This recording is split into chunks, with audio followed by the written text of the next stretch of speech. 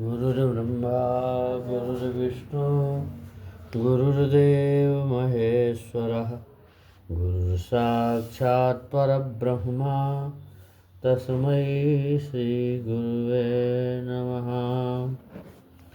नारायण नारायण नारायण नारायण नारायण नारायण।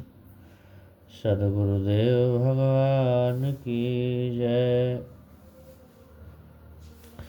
भगवान कहते हैं कि प्रजाहाति यदा कामान सर्वान् पार्थ मनोगतान् आत्मन्नेवात्मनः तुष्टः स्थितप्रज्ञस्तदोच्यते।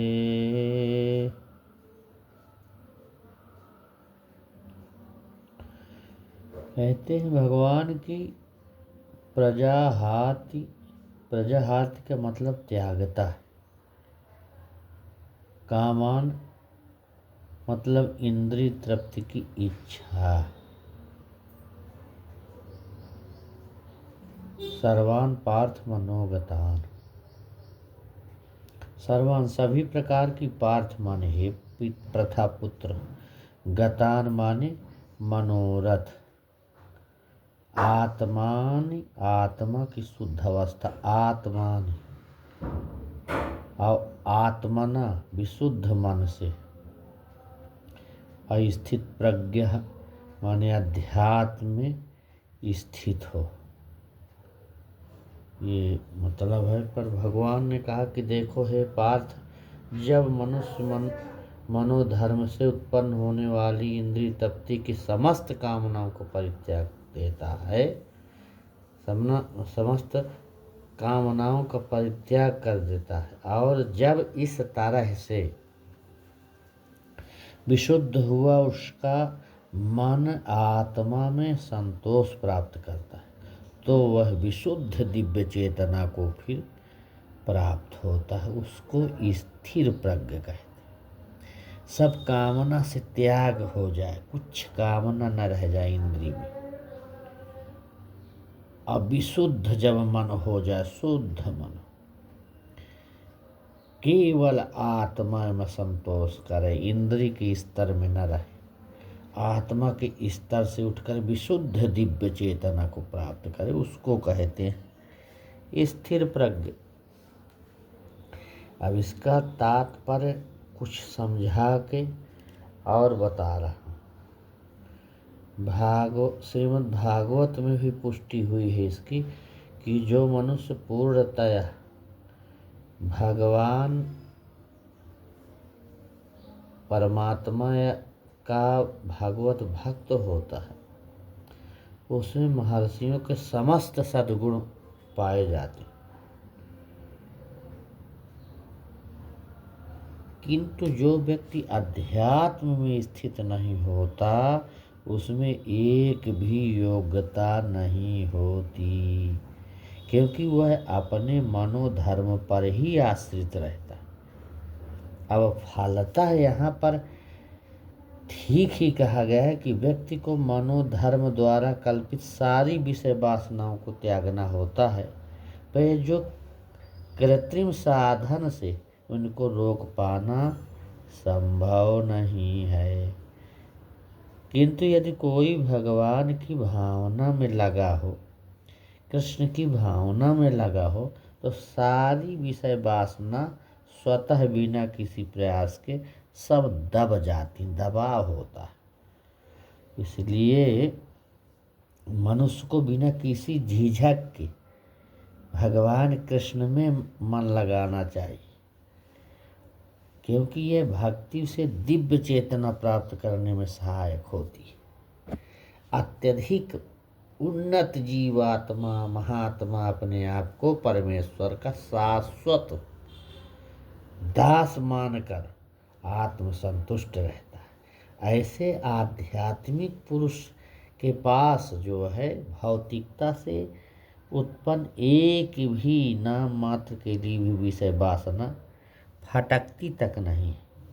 वह अपने को भगवान में निरंतर भगवान का सेवक दास माने सहज रूप में सदैव रहता है और प्रसन्न रहता है।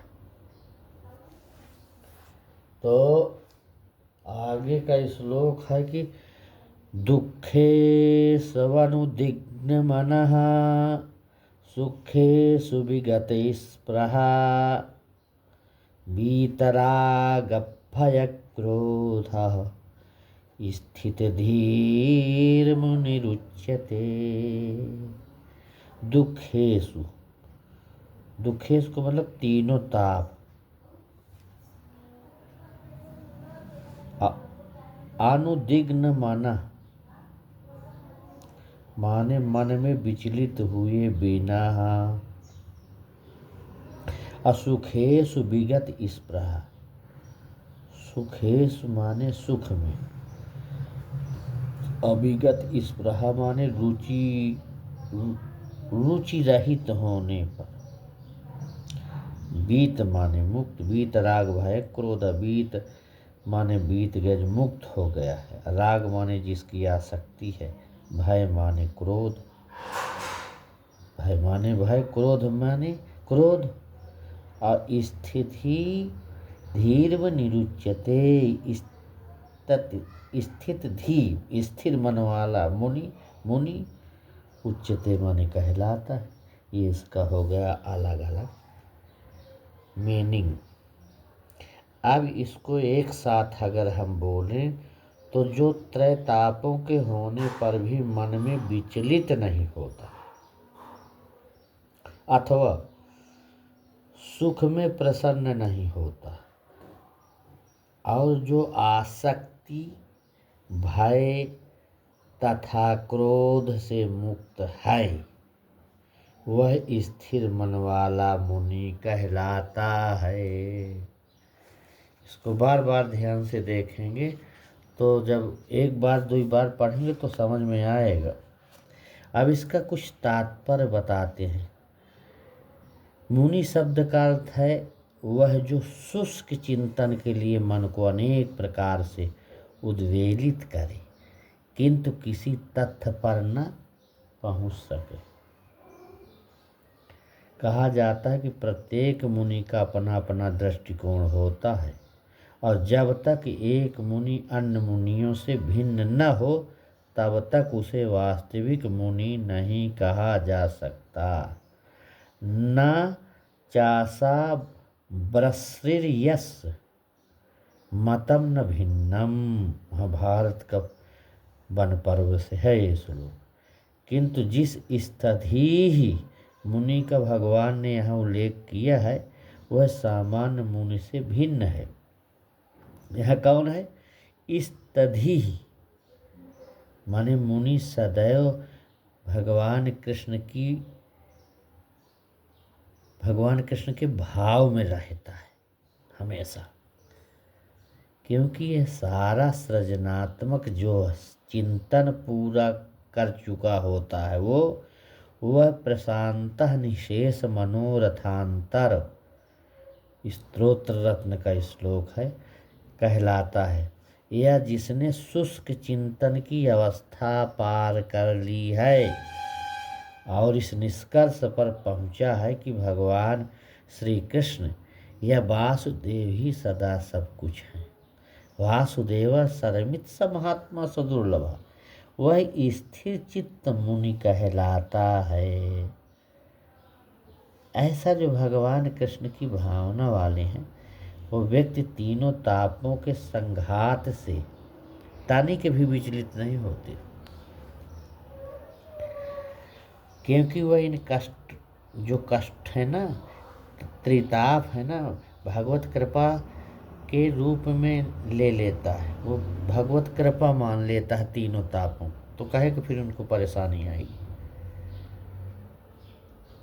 और पूर्व पापों के कारण अपने को अधिक कष्ट के लिए योग्य मानता है, और वह देखता है कि उसके सारे दुख भगवत कृपा से रंच मात्र रह जाते। इसी प्रकार जब वह सुखी होता है तो अपने को सुख के लिए अयोग्य मानकर इसका भी श्रेय भगवान को देता। वह सोचता है कि भगवत कृपा से ही वह ऐसी सुखद स्थिति में है और भगवान की सेवा और अच्छी तरह से कर सकता है। और भगवान की सेवा के लिए तो वह सदैव साहस करने के लिए सन्नद्ध रहता है, पूरा जीवन लगा देता है। वह राग विराग से प्रभावित नहीं होता। राग का अर्थ क्या है कि अपनी इंद्रिय तृप्ति के लिए वस्तुओं को ग्रहण करना, और विराग का अर्थ है ऐसी ऐन्द्रिय आसक्ति का अभाव। किंतु भगवान कृष्ण के चरणों में जिसका स्थिर व्यक्ति में न राग होता है, जिसका भगवान कृष्ण के चरणों में प्रेम हो गया, उसको न किसी व्यक्ति से राग, न वस्तु से राग और न विराग, क्योंकि उसका पूरा जीवन ही भगवत सेवा में अर्पित रहता है। तो अब बताते हैं फलतः कि सारे प्रयास असफल रहने पर भी वह क्रुद्ध नहीं होता, चाहे विजयी हो या न हो। वो भगवान के ही भाव में, भगवान का ही चिंतन व्यक्ति अपने संकल्प का पक्का हो जाता करने वाला। इस प्रकार से दो दो श्लोक हम गीता के रोज बताने का प्रयास कर रहे हैं। 5, 10 मिनट, 12 मिनट का ये वीडियो रहता है। आप इसको एक बार 2 बार पढ़ लें तो आपके कुछ न कुछ चीज़ें काम में आएंगी। थोड़ा सा समझते चलेंगे, थोड़ा थोड़ा आपको पता न लगेगा कि गीता आपके समझ में भी आ जाएगी। इसलिए थोड़े 2 श्लोक में बताने का प्रयास करूँगा। चलेगा जब तक चलेगा, जितना समझ जाएंगे उतना ठीक है। हम भी समझें, आप भी समझें। कोई इसमें वो नहीं है कि हम कोई आपको समझा रहे हैं। ये भगवत कृपा से जो यथामति अनुसार जो भी है उसको एक दूसरे से समझते चलेंगे। यही प्रक्रिया है शास्त्रों की। तो ठीक है, यहीं तक आज कर लेते हैं। पूर्णमदः पूर्णमिदं पूर्णात् पूर्णमुदच्यते पूर्णस्य पूर्णमादाय पूर्णमेवावशिष्यते। ओम शांति शांति शांति। ओम।